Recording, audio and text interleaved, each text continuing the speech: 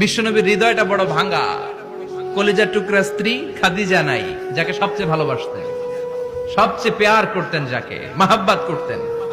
এবং সাইয়েদাতুনা খাদিজার জন্য বিশ্বনবী মা আয়েশাকে ধমকও দিয়েছেন।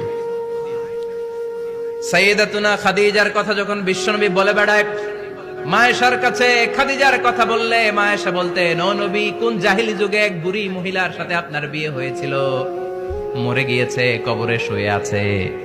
ওই মহিলার পরে কত সুন্দরী সুন্দরী নারীরা আমরা আপনার ঘরে আসলাম, তারপরে ওই বুড়ির কথা আমাদেরকে বলেন কেন, ওই বুড়ির কথা শোনান কেন? বিশ্বনবী রেগে গেলেন।